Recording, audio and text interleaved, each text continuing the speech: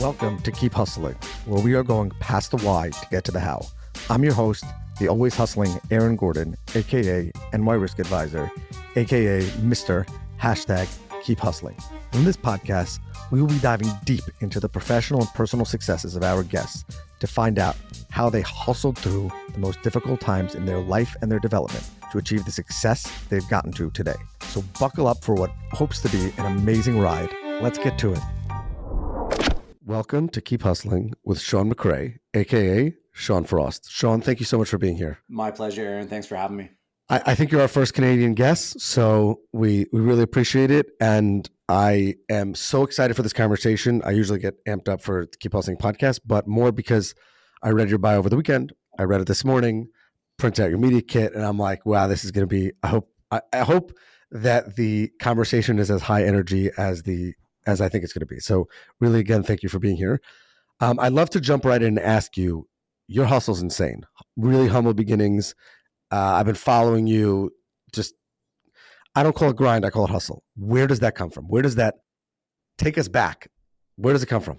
Yeah, so that's a good question. It's a split basically between my parents, who are also split, which has been a huge blessing for me in the sense that my dad's born and bred hustler. As I was growing up, he was a quote unquote part-time dad, but always made it work based around schedules as well. Like he's always been jumping between jobs, starting businesses, closing businesses if they didn't work, never afraid to take a chance. And then, got the sense, while I was a kid that he probably wasn't the 9-to-5 type, where my mom is the 9-to-5 type.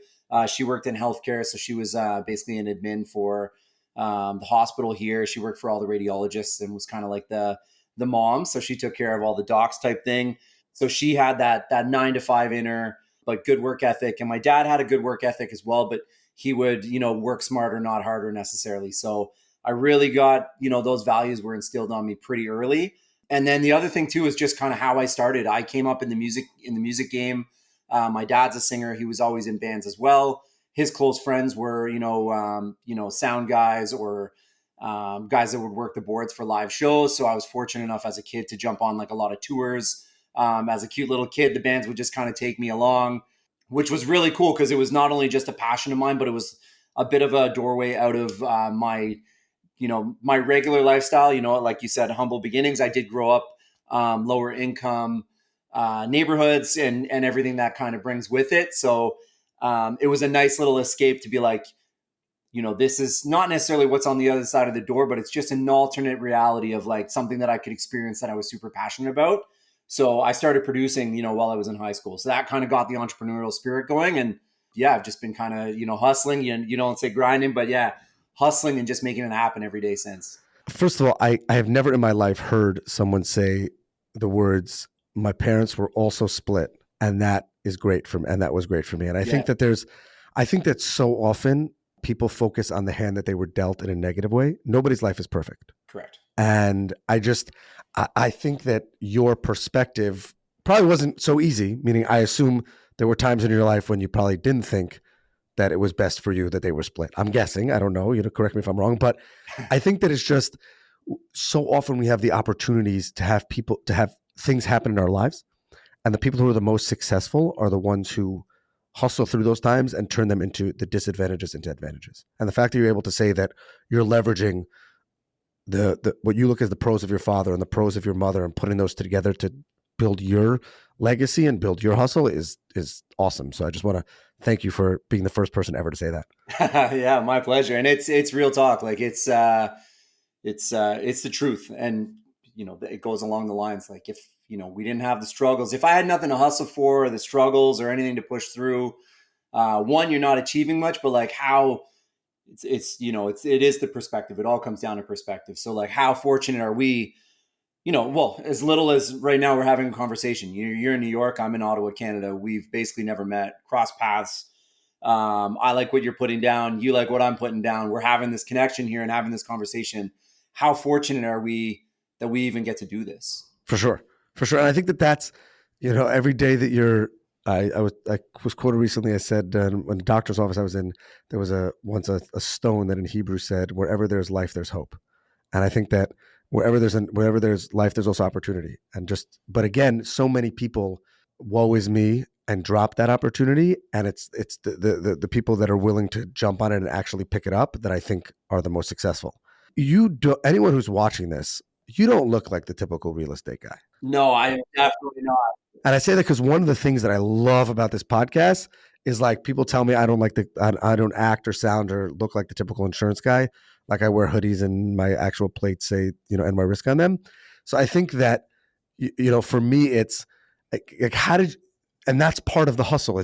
It's defining who you are, defining what your hustle is, and then chasing it unabashedly.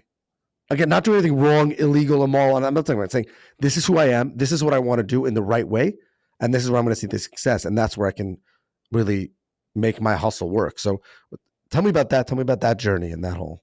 Yeah. So, rewinding back, I was obviously, making music, producing, had some help, like representatives kind of thing, helping me sell, abroad when I was, basically still in high school. And I decided to go the university route as well, just from family pressures, like that was kind of the thing you were supposed to do. You graduate from high school, get a post-secondary, and then whether you use it or not, whatever, you got the piece of paper on the wall. That's kind of the pressures that I was feeling coming up. And I also just felt like, not that there was a chip on my shoulder, but it was just another feather in my cap to be like, listen, like, I'm a kid coming up, I'm making my own money. I'm out on the block too. Like, I'm in the neighborhood, but I'm also, selling music internationally. Now I'm getting a university degree. Like I've always just had that pride of like, if I want to do it, I can do it. And if it's something that I see value in, I'm going to go chase it and I'm going to make it happen. So from there, basically the studio stuff or the music stuff, I was here and in the States. And then basically some stuff went down and it was like, okay, it's time to kind of cash out on the music, quote unquote, grow up a little bit, maybe get a job. So I did. I got a job that looked really good on paper. It was basically a 9 to 5. Wasn't for me, but still felt I recognized the value in it. I was like, this is going to help me later on in life, like having this track record and working at the hospital. And at the same time, I was like, let's cash out some of this music money and I'm going to start a general contracting company. I had a friend, a buddy, a brother of mine, not a real brother, but like my brothers. And he was an excellent general contractor. So he's like, but English was a second language for him. So he's like, man, if you could help me on the front end, in terms of the sales and like communicating with clients, like I'll bang out the work. Let's get to work. So I was like, okay, let's do it. So I started a general contracting company, absolutely hated it and just felt stuck. Like it was the first time in my life that I was like, man, like I'm doing something that's actually making some money, but I hate it. I hate it. I'm waking up in the morning, unhappy, going to bed, dreading waking up the next morning, unhappy. So I ran with it for a couple of years and then just said like, you know what, like nuts to this. I'm closing the doors.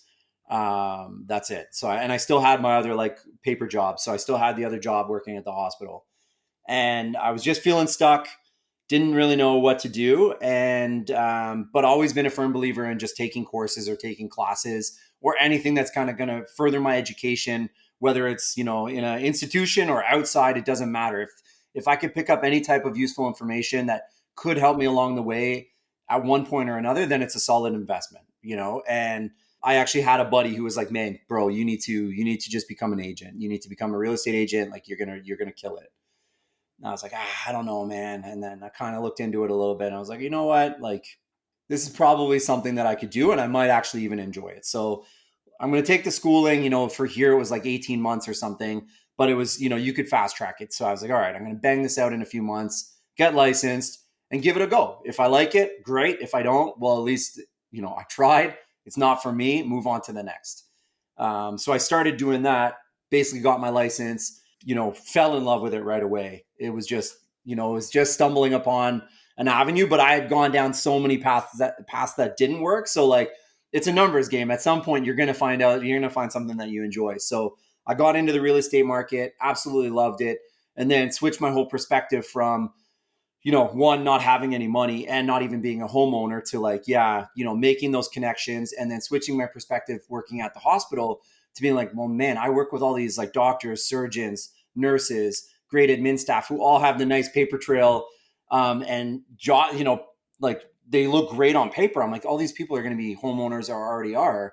Why don't I just start farming the healthcare system for real estate, keep my little job that was, I loved the job. It just didn't have there was no like progression to it. So I'm like, man, I'm working in patient care. I'm going to still be able to take care of people. Still going to make my hospital wage, which wasn't crazy. But now if I can start picking up deals, transactions from here and like build my reputation as like the go-to at the Ottawa hospital, which is, spans across three campuses, 30,000 people type thing. I'm like, I can start making some extra bread on it. Like I could really do this. So over 4 years, I basically did that. I worked both and didn't need to. I could have left the hospital, within 6 months. I could have been gone and I probably still kept a successful career. But the getting was so good there that I was like, man, like it's a no brainer. I got to keep showing up. So then I reduced my hours at the hospital and then started doing both, and then basically branched out from real estate into an empire.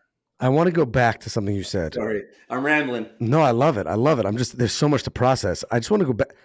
You did something that nobody does. So far you've said something to me that no one's ever said to me. And now you took a leap that so few people would take. And that is you closed a successful business, not a failed business. So many people also don't close the business when they should, when it's failing, but you have a business that's making money, but it's not for you. And it's not like, it was a street game and you was going to end up in jail or anything like that. That's what I'm saying, or it was dangerous for that matter.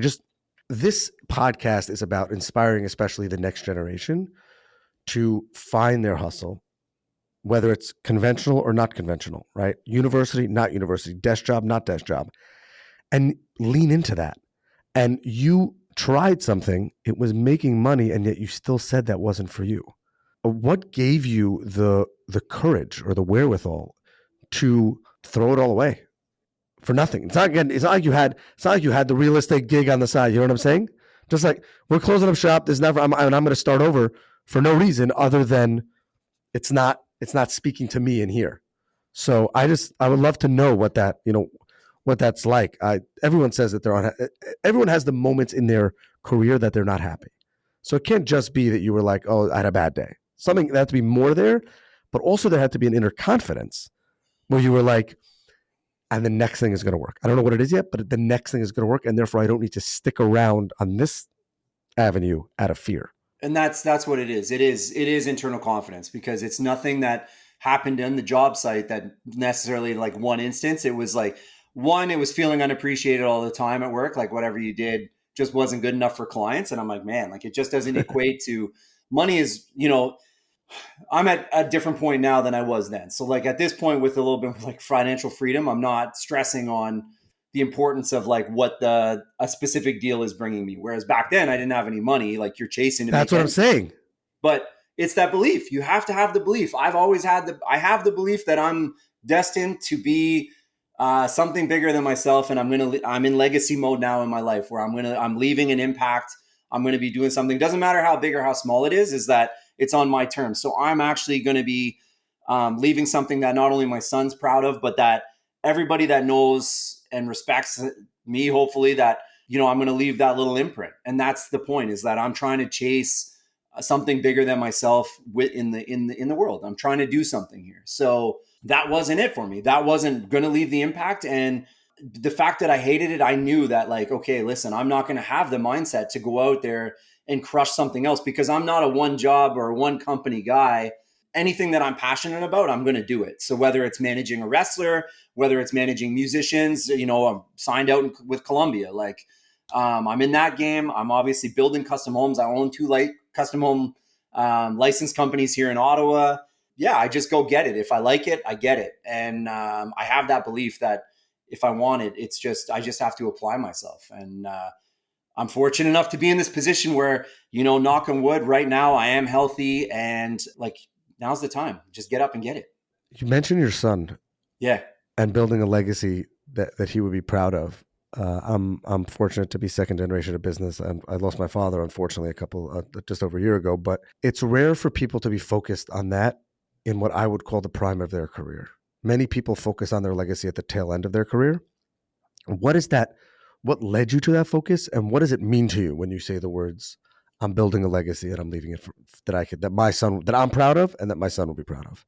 Well, that means everything to me because it's like I'm not here to work, but I also don't work to live. I make a very, very big point in my life that everything that I do at this point, because again, I'm in a different spot now, but I make a very, very big point to myself that everything that encompasses my life is not, it's not divided by like work and play and family. Like it's all rolled into one. So it's literally just who I am. It's my life. So if somebody calls me for work at 9 p.m., I'm not looking at the clock and being like, man, this is after hours, or, vice versa, where is, drop my son off at school every day and I pick my son up at school every day. And I also really focus on spending every moment from the time I pick him up at school to the time he goes to bed every day, or if not as much as possible, for the reason like that's what's important to me. Money's not the, it's important for sure, but that's not what I'm doing it for. I'm not doing anything for a paycheck.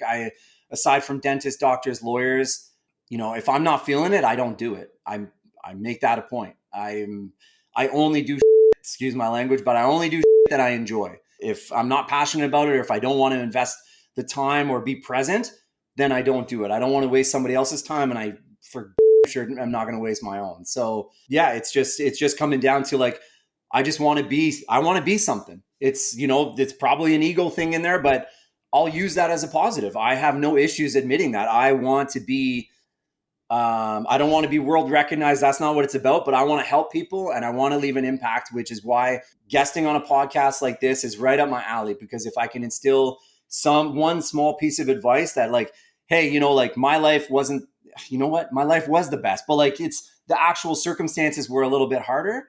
Well, man, like you just have to connect the dots and like figure it out one step at a time and you'll get there. Just don't give up. And like, don't be that woe is me where it's like, oh, these circumstances are like, this sucks.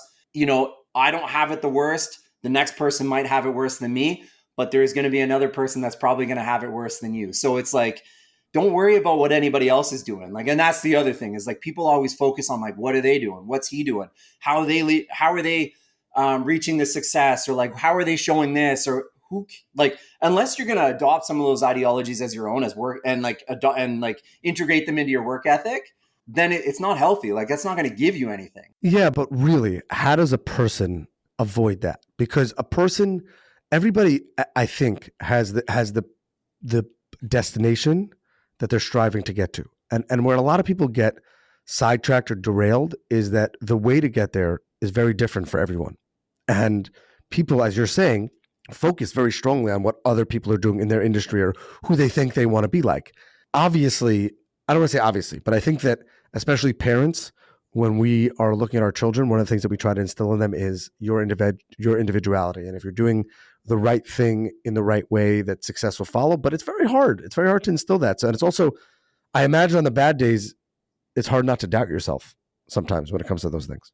Well, there's not much doubt, Aaron, to be honest. There's not a lot of doubt, but you get bad days just like everybody else does. So I'm down on things. I'm in a negative mood. I'm in a bad space. Like it, just like everybody else. Like that happens, right? 100%. I got to ask you another question, which I was just thinking about. You said you spent a lot of time with like doctors and lawyers, right? Talking to them about the real estate practice that you have. And then you spend a lot of time with musicians. Yes. And wrestlers, I think you said? Yeah.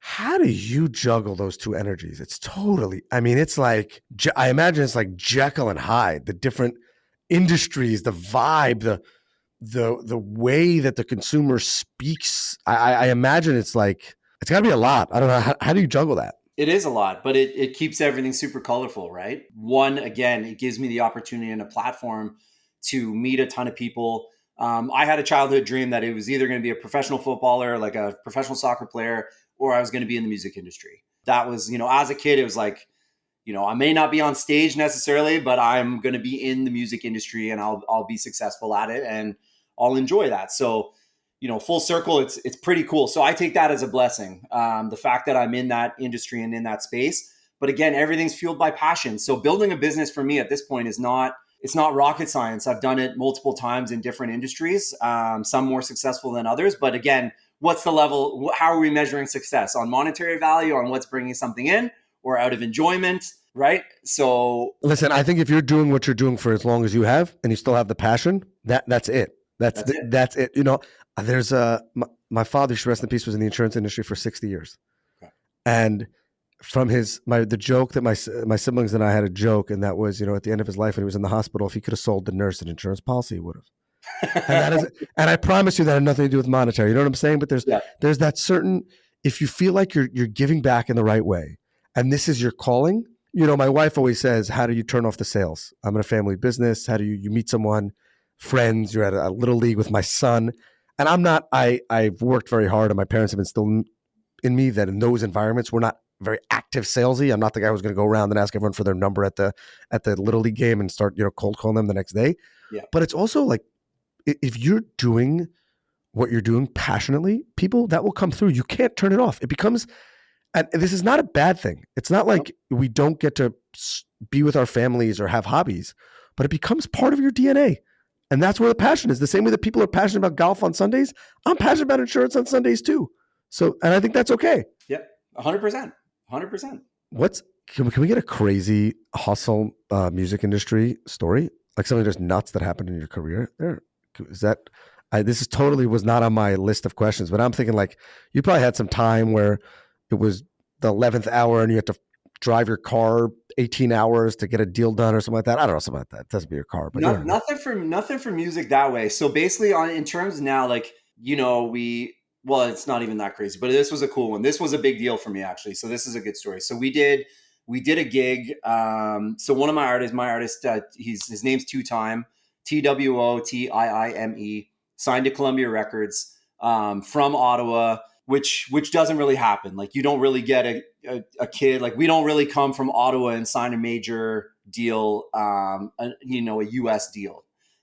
So this is a big deal basically across the country type thing. And to go with it, I'm not sure if you know who it is, but Polo G, big rapper out of Chicago. So we work with Polo. We're tied into the ODA family as well as Columbia. So we have Polo signing off and co-signing on moves that Tutan's making, which is amazing. And, again, super fortunate to be around the people that are not only like ultra talented, but actually great people. So we were doing a show in Canada, and it was supposed to be, it was Polo who was on the card. So it was like Tutan, Fabio Foreign, Polo, and then there were a couple openers. Apologies that I don't remember the names, but there were a couple opening acts. And we're going to do sound check. The venue holds like, it was 8,000 or 8,500 people. Basically, it was sold out. And I was like, okay. So then Tutan goes to do sound check, and I was like, oh man, like I'm on the boards, doing the mix. And I can remember obviously empty stadium. And I'm just looking around, and I'm running the boards with the engineer beside me. And, everybody's on stage kind of doing their thing. He's doing the sound check. And I can remember just stopping and being like, man, and this was, early December of 2023. And just looking around, taking a breath and being like, this is it. Like, not only did we did I help broker a deal that took, 7 months or something to sign with Columbia or whatever it took with that. And the journey along the way. But it was just that moment of being able to just kind of like stop, smell the roses, calm before the storm, and being like, yeah, like this is it. Like, this particular act is not bringing me any extra money, but it's like, this is one of those bucket list things that like, I didn't have this specifically listed on the list of like, have to do the sound check and run the boards before the show. But like, it hit me. And I was like, this is amazing. First of all, that's awesome. I wish I could have been there. That's awesome. 8,500 people. But I think that there is something, you said it doesn't bring in direct revenue, but I'll tell you what I do think it brings in. That deposit of that moment in your, what I'll call hustle bank, just for lack of a better term here. I just coined that. Maybe we'll put that on our next piece of merch. That deposit that you made at that moment, the next time, if you're doubting it, which you don't seem like the doubter, but there are times you said, you'll be able to, you may not even say it, but it'll be built into the subconscious. And that is what Keep Hustling is about.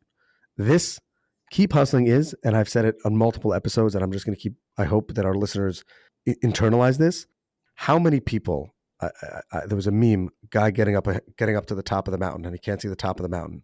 And he's right there by the top. And the next part of the cartoon is he turns around and comes back and gives up. And when they zoom out and they show you the picture, he's right there at the top. Like he's pushing the rock and he's right there at the top. This huge mountain, and he gave up. And there's those deposits that we make in our lives, I think, that allow us to push through the next time it comes, to hustle that little bit more that it takes to actually be successful. So I think there was a lot there. And I think that it is incredible how mindful you were in that moment to take it all in and make that deposit. So I think there's a lot there. Thanks for sharing that. Yeah, I appreciate that. No problem. Sean, this is your hustle's awesome. Everyone should, I say this in every episode because I'm just so pumped up about this podcast and the guests that we've been privileged to have. Everyone should follow your journey. Make sure you reach out. The stuff is super inspirational. We have a closing tradition on this podcast where we ask our guests to leave us with their favorite motivational, inspirational quote, what it means to them and why. So again, Sean, thank you for being here. And really, the floor is yours. Yeah, thanks, Aaron. I appreciate the opportunity to jump on as well. So easy one for me. It's my mantra. It's live like they dream. Basically, I don't have any limitations set on myself. If I want it, then I go and get it. I achieve it. So I've got it on my office wall above me. I wake up, walk into the bathroom every morning. It's tattooed across my chest. So I'm about this. So it's live like they dream. And just get it. Go out and get it. You can definitely make it happen, man. Well, so many people I think will listen to this episode and say that you are living like they actually dream. So thank you for inspiring me and our listeners to dream bigger and to actually live those dreams. Yeah, my pleasure. This has been another episode of Keep Hustling with our guest, Sean McRae, aka Sean Frost. Remember, do well by doing good and always keep hustling.